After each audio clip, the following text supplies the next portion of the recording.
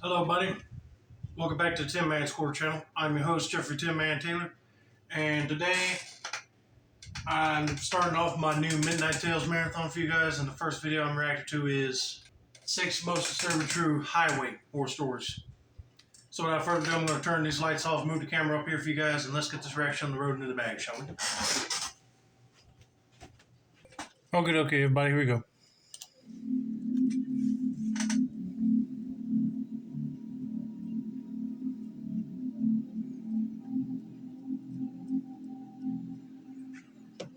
This happened back in 2009 when I was 22 years old. Okay. Getting ready to move out of California for a corrections job way out east.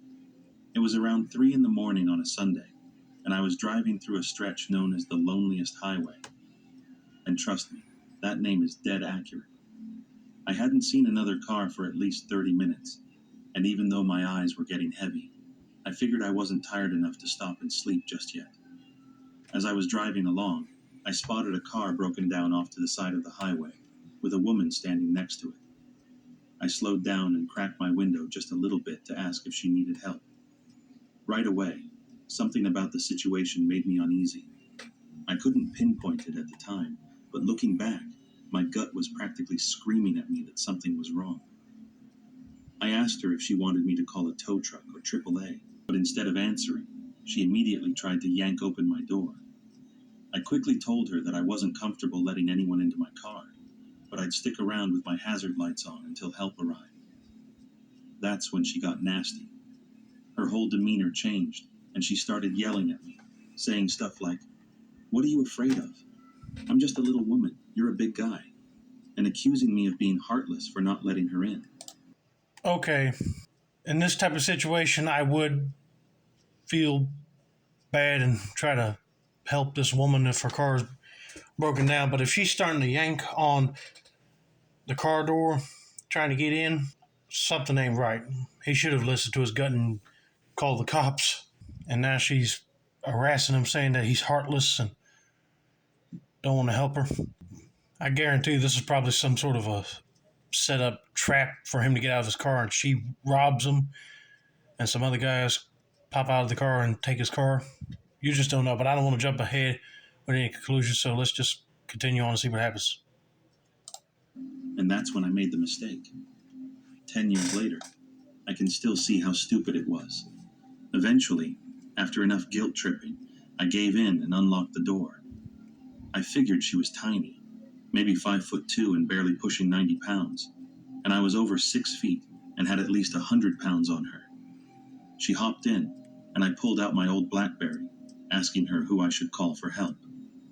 Instead of giving me a number or anything useful, she kept avoiding eye contact and digging around in her oversized purse.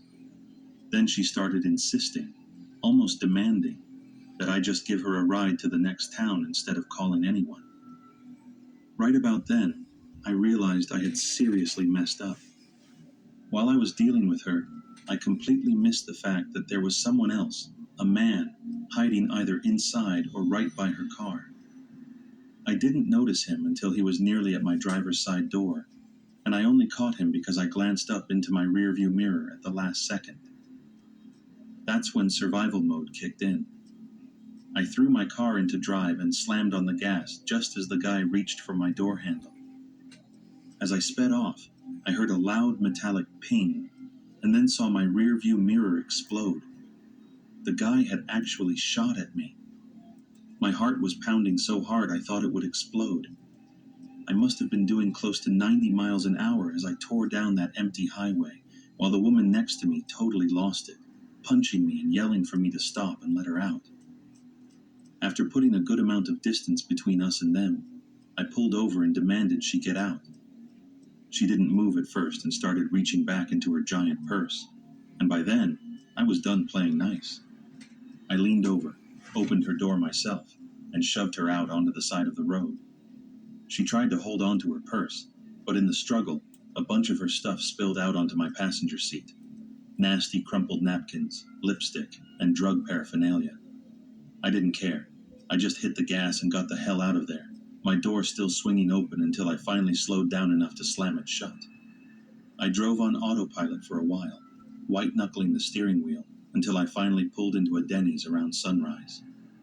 That's when the reality of what had just happened really hit me.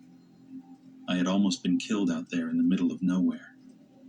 After calming down a little, I noticed all the garbage she'd left in my car, including some stuff that definitely could have gotten me arrested. I knew I had dreams of getting into law enforcement, and didn't want to risk anyone finding that in my possession, so I bagged it all up and threw it away. I spotted a cop at a gas station nearby and told him the whole story. He basically tore into me for stopping and letting someone into my car, but said he'd file a report. I doubt anything came of it. I barely touched my pancakes at Denny's, still too shaken up to eat, and eventually just got back on the road. I never did bother fixing that busted mirror. Ended up selling the car later since where I moved to didn't require it. Even now, all these years later, whenever I see a stranded motorist, I hesitate. I can't help but think about that night. Yeah, I wouldn't blame the officer for tearing into him because he knows that it was probably a trap to begin with. At first, I was going to feel sorry for this woman. Once she started punching that guy for hitting the accelerator after that guy started shooting at him, it was all just a big setup. It's always best to just keep on going and call the cops when you're distance away, and then they can go investigate and see what's going on without you getting hurt. Thank God he did the right thing and got that lady out of his car and got rid of that drug paraphernalia stuff, because if somebody found out that he had it, like he said, he wouldn't be able to get into law enforcement at all.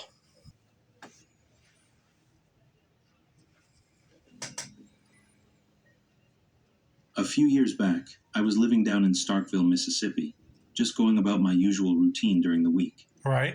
I had a business meeting lined up early Friday morning in Baton Rouge, so the plan was to drive out there overnight. I had just treated myself to a brand new, heavy-duty 2013 Ford truck, and let me tell you, this thing was fully loaded. Tool compartments everywhere. Looked exactly like a hardworking man's ride. The meeting wasn't anything massive, just important enough because it involved closing a distribution deal with a client.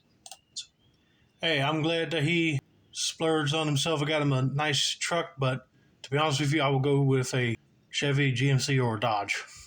I'm not a huge Ford guy, but anyway, I know that he's going to have something that he can like load a bunch of his tools in and travel the road in style with anyway.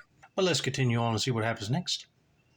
So naturally, the night before, I decided to go out and celebrate a little. The plan was simple.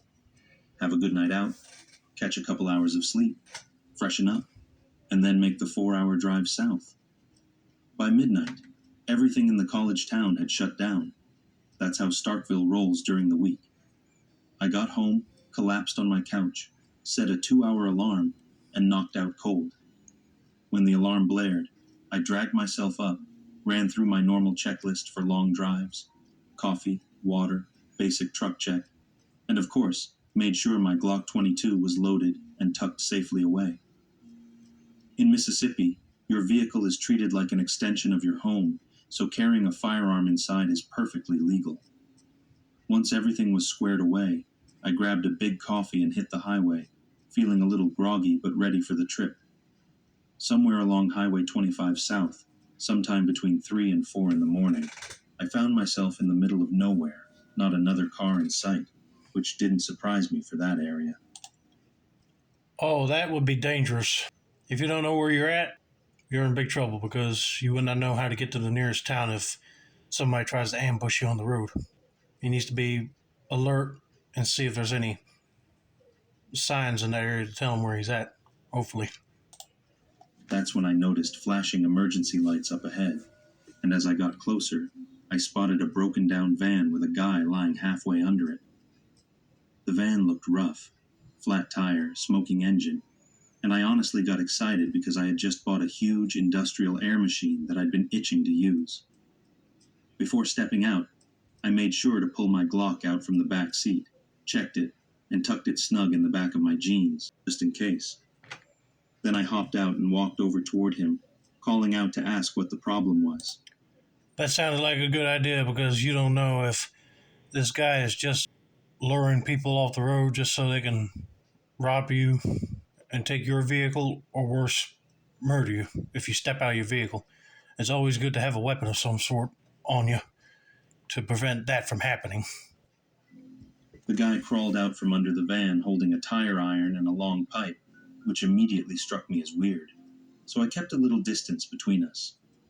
He barely spoke English, just kept repeating broke, broke, and gestured for me to slide under and take a look. I wasn't having that. I shook my head and told him I'd rather walk around and inspect the van first. He nodded and stepped back while I circled the front, keeping my eyes peeled for more obvious signs of damage. But while I was focused on the van, suddenly the headlights blazed bright in my face, blinding me for a second. And that's when I realized someone else had been sitting inside the whole time. At first, I laughed it off, yelling something like, "Hey man, what's going on?" But the first guy was still by the rear of the van, now shouting toward the woods. As my eyes adjusted, I caught sight of a group, 10, maybe more, coming out of the darkness, weapons in hand, bats, chains, you name it. My stomach twisted into a knot when I realized what was happening. The fear hit first, that gut-deep panic when you know something's terribly wrong. You see a group of men with chains, bats, and other weapons, you need to bolt back to your truck, lock the doors, and hit the pedal to the metal out of there.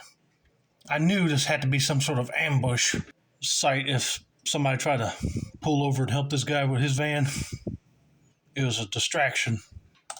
But in the blink of an eye, that fear turned into pure survival rage. Instinct took over. I grabbed my Glock, aimed up, and squeezed off 2 shots into the night sky without thinking twice. The reaction was instant. Everyone scattered, sprinting back into the trees like cockroaches when the lights come on. There you go. Even the 2 closest to me bolted without looking back. I kept both hands on the gun, backing slowly toward my truck, heart pounding in my ears the whole way. Once I slammed the door shut, I floored it out of there like my life depended on it. And honestly, it probably did. I was still shaking when I finally slowed down, but one thing was absolutely crystal clear in my mind. I wasn't stopping for anyone on a dark highway ever again, not unless it was someone I knew or there was a damn hurricane happening. Yeah, I would feel more at ease if somebody called me and it was a friend of mine that was on the side of the road and needed help, then I'll help them. But if it's a stranger, I'll do like I said. If it was either a hurricane or bad storm, they need to get home quick, then yeah, I'll help them for that. But thank God he had his gun on him, because if he didn't, them guys would have just ran with all them weapons and attacked him if he didn't get back in his truck in time.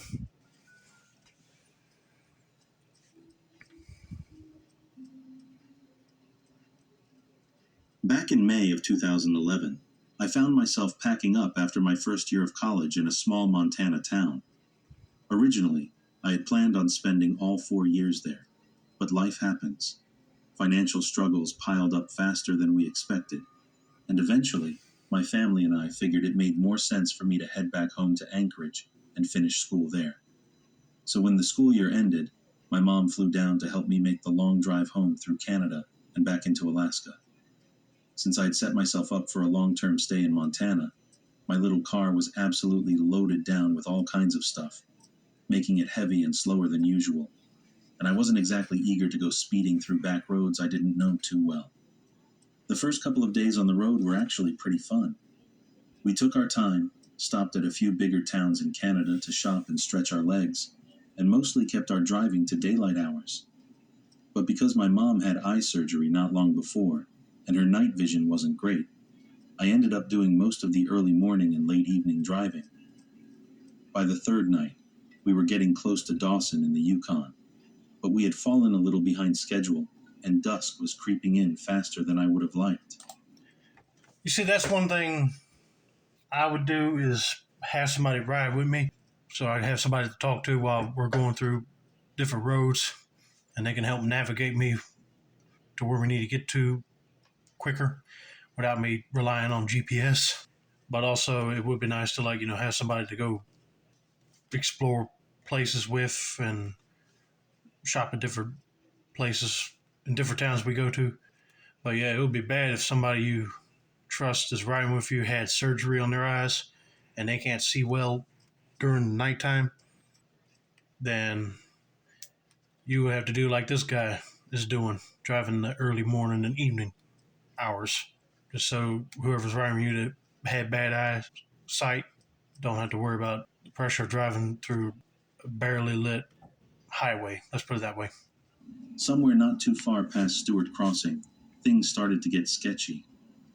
I noticed a car, or more accurately, an SUV, riding way too close behind us. And to make it worse, they had their high beams blasting straight into my mirrors. I was already going a bit over the speed limit, so I figured I'd just pull over slightly and let them pass. But when I did, they didn't pass me at all. Instead, they just mimicked every move I made, sticking right behind me like glue.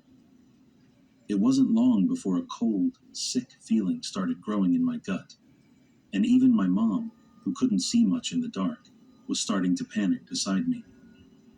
Thanks to the blinding lights and the stress, I couldn't make out a plate number or even much about the SUV itself. After a while, I dropped back down to the actual speed limit, silently daring this jerk to either pass or back off. But nope, they just kept right on my bumper, high beams on full blast, even as other cars flashed them out of frustration. We were getting closer to Arlington when everything went from creepy to downright terrifying. As my mom urged me to just speed up and get away, the SUV suddenly surged forward like they were trying to sideswipe us, aiming right for the rear driver's side. Maybe I was just lucky, or maybe my car accelerated just fast enough. Somehow, they missed. Meanwhile, my mom was desperately trying to get a call through to emergency services, but neither of our phones had a shred of signal. Pretty typical out there in the middle of nowhere. I was pushing the speed limit hard, heart racing, when I heard the SUV's engine roaring again. Suddenly, they zipped around us and slammed on their brakes, skidding to a stop sideways across the road right in front of me. I had no choice but to slam on my own brakes, jerking the car toward the ditch to avoid smashing into them. I barely noticed my mom screaming next to me. I was locked in on pure survival mode.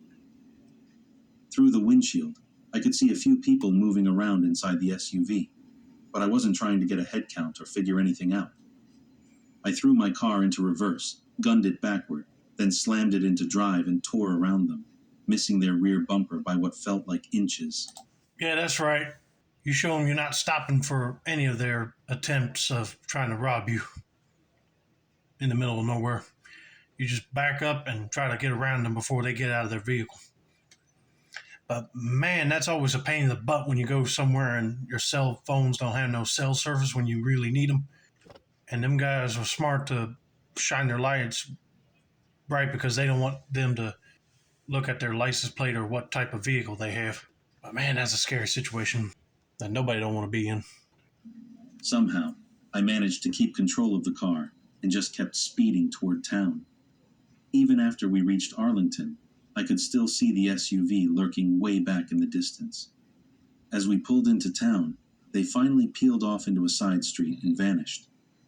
We ended up pulling into the first place with lights, a little hotel, where my mom rushed inside to call the cops.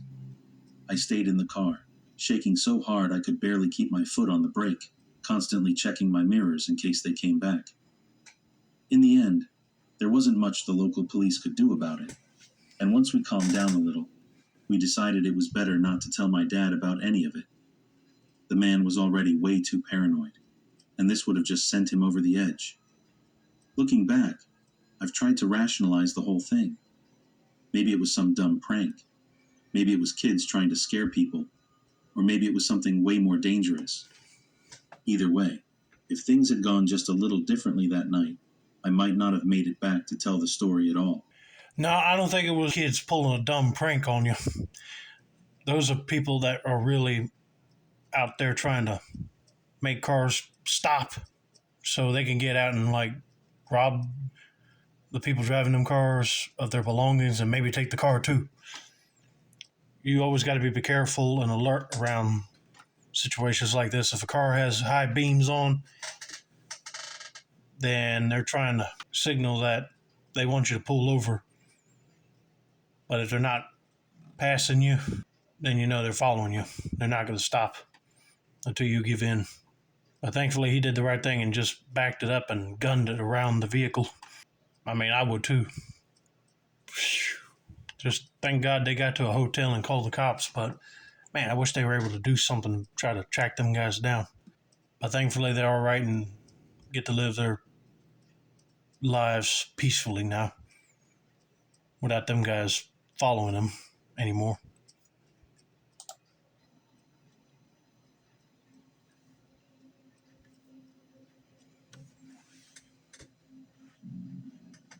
A few years back, when I was still bartending my way through college, something happened during one of those super late drives home that I'll never forget. It was around 3 in the morning, and I was cruising down this stretch of divided highway when I spotted headlights coming straight at me. But for a second, I honestly thought maybe I was just tired and seeing things. Nope. A white Ford sedan came flying past me going the wrong way, easily pushing 90 miles per hour. Funny enough, I was driving a white Ford sedan too, which would actually matter later. Now, dealing with drunk drivers and weirdos in the middle of the night wasn't new to me, so I did what felt normal, pulled way over, let the car pass.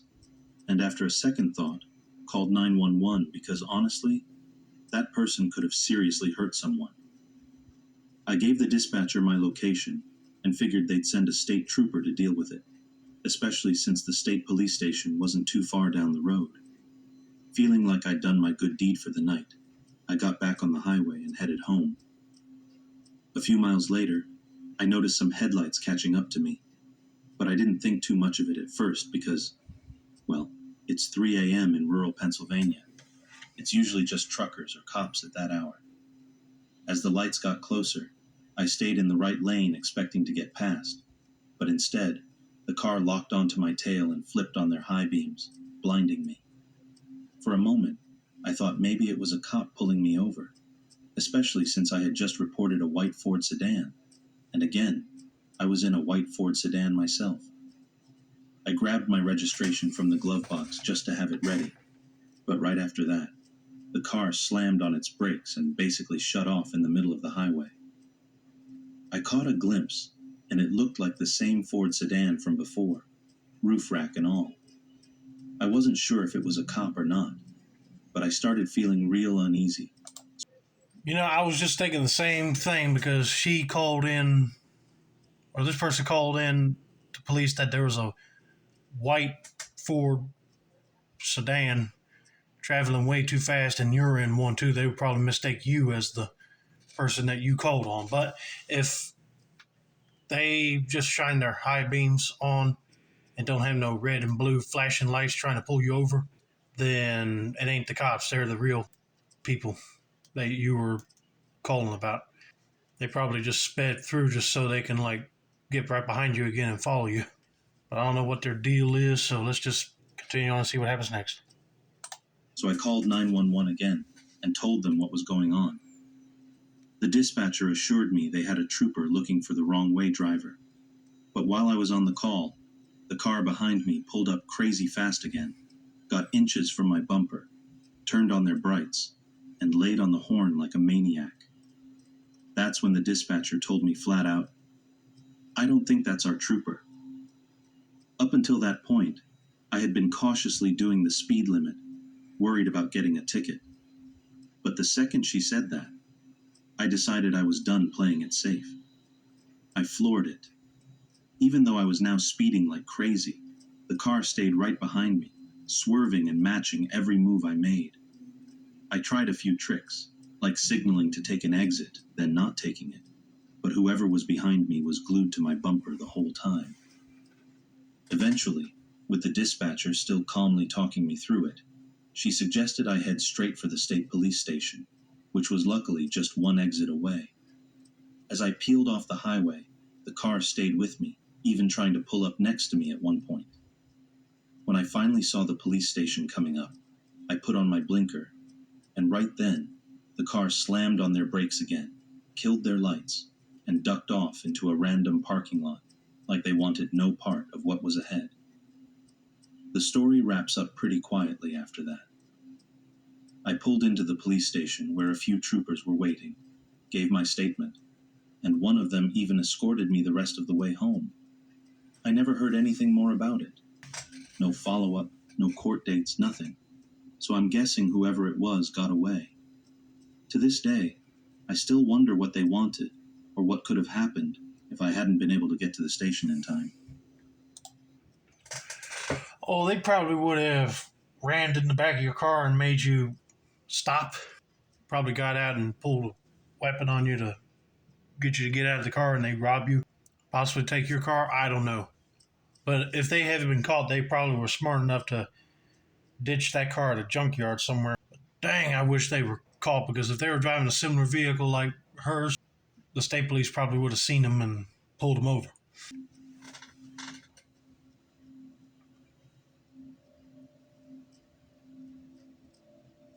This all went down about 10 years ago, back when I was a freshman in college and had just started dating my boyfriend. He lived a couple towns over, and one night after hanging out way too late, I ended up falling asleep during a movie. I woke up around 3 a.m., totally wiped out, and had to drag myself home. I decided to take some of the quieter back roads I sort of knew, even though that area wasn't super familiar to me yet. To get onto the main highway, I had to cut through this dark park area, the kind of place that would definitely creep you out if you thought about it too long. No streetlights, no houses in sight, just a lot of trees and the occasional flicker of your own headlights. As I turn onto the little road through the park, I immediately spot this gold sedan just sitting there, parked almost dead center across both lanes, making it super awkward to get by no matter which side I tried. For a little context, back then I was tiny, probably around 5 feet tall and barely hitting 100 pounds soaking wet. Definitely not the kind of person who's intimidating behind the wheel. You see a car sitting in the middle of the road, automatically that's a bad sign.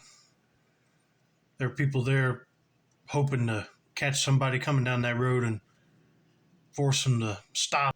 This girl needs to do the right thing and either reverse backwards and go home the other direction, and hopefully them guys don't follow you home, or back up and speed right through their trap before they have a chance to block you on one lane of the road. So I slow down, trying to figure out if I could inch around the car safely, when suddenly, this tall guy darts out from in front of the sedan, waving his arms like crazy trying to get me to stop. It didn't matter that he wasn't acting aggressive, or even looked particularly scary. Everything in me just screamed that something was wrong. I tried creeping forward to maybe slip past him, but he stepped right into my path, blocking me completely. Instantly, I locked all the doors, which wasn't something I normally thought to do, but would absolutely become second nature after that night. He started approaching my window, talking, and even though my hearing isn't great, I could tell by reading his lips that he was asking for my phone, saying he needed to call someone. I apologized through the glass and shook my head, but he didn't back off. He even placed his hand flat against the window and pleaded again. Honestly, I didn't care anymore if I had to drive over his foot. I jerked the wheel into the opposite lane and managed to squeeze around him. I checked my rearview mirror just in time to see him glaring at me under the red glow of my brake lights, and my stomach twisted into knots. As I pulled back into the right lane, my headlights swept across the side of the road, and that's when I saw them. 3 more men, all wearing dark t-shirts and jeans, climbing out of the bushes nearby. The way they were staring at my car was pure hostility, like they were angry their plan hadn't worked out. My foot slammed the gas pedal to the floor, and I tore out of there, flying up the ramp to the parkway with my heart hammering so hard I could hear it in my ears. I was shaking so badly I could barely hold my phone to call the police. Of course, getting through to the right department turned into its own nightmare because nobody could figure out whether it was a local or state police issue, since it happened so close to the highway entrance. After getting bounced around, I finally spoke to someone who said they'd send a car to check it out. I asked them if they could call me back because I used that route a lot and wanted to know if it was safe. A while later, an officer called and said by the time they got there, the car and the men were gone. But less than 5 minutes after talking to me, another woman had called in with a nearly identical story from the same spot. After that night, I refused to ever take that road at night again. When I told my parents about what happened, my mom cried, and my dad pretty much lost his mind. But they were proud that I trusted my instincts and didn't stop. We even made a new family rule after that. No matter what, we had to text someone whenever we were heading home late. Honestly, I think that rule probably saved us from a lot of close calls down the line. Sounds like a good family rule. I mean, she should have either called or texted her folks saying she was still at her boyfriend's place. She's coming in home late. Then they would have known, okay, she was on the road coming home. But I figured them guys would have got up and left after she floored it right past their van and got out of there because they were so daggum frustrated that a girl like her would outsmart them and go. But then they tried to do it again on another woman. At this point, they need to have some people down there to like survey the area to make sure nobody does that type of stunt ever again. But that was one early sign right there. He said, "Can I use your phone?" He's asked to call somebody because he would probably take the phone and hold it and pull his weapon out, and then the other guys would come out of the bushes, restrain her probably. So that was a good idea to keep the doors locked and windows rolled up because that guy could have reached in and grabbed her.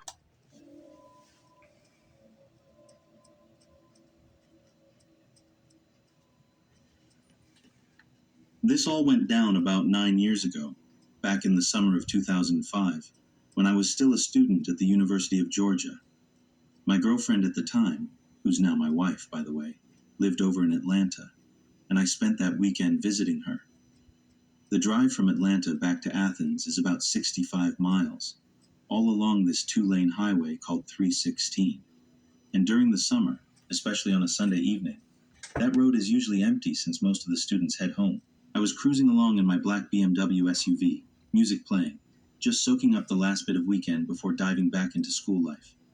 I hadn't seen another car in what felt like forever when I finally rolled up to a red light.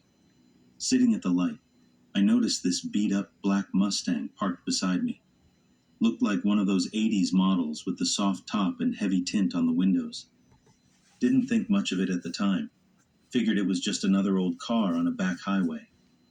But when the light turned green, the Mustang suddenly screeched its tires and shot off like it was racing for a prize. I just shrugged it off, thinking it was some guy trying to show off, and went back to minding my own business, cruising at my chill pace. Little did I know that wouldn't be the last time I saw that car. A few miles down the highway, out of nowhere, these high beams flood my rearview mirror, practically blinding me. It was the same Mustang, and somehow it had been lying in wait for me on the side of the road. Before I could react, it sped up next to me, kept pace for a second, then swerved right into my lane and slammed its brakes, trying to force me into stopping. I swerved into the next lane and floored it, heart racing, but the Mustang stuck with me, swerving aggressively like it was trying to run me off the road. I tried grabbing my phone to call for help, but as I dodged another one of its lunges, the phone slipped out of my hand and went flying somewhere into the passenger side. For the next few minutes, it felt like a full-on cat-and-mouse game. The Mustang would speed up, brake check me, flash its brights, honk like crazy, and then fall back, only to do it all over again. Then, just as suddenly as it started, the Mustang sped off ahead of me and disappeared into the night. I managed to calm down a little, kept my eyes peeled for anything weird, and just focused on making it to my town.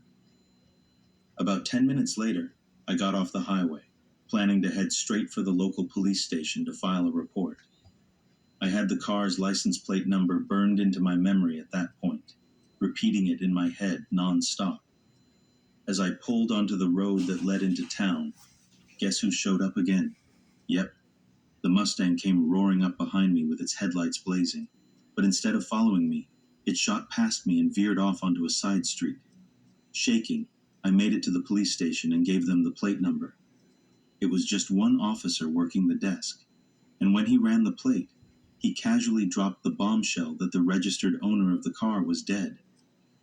Probably a stolen plate, he said, and advised me to be extra careful.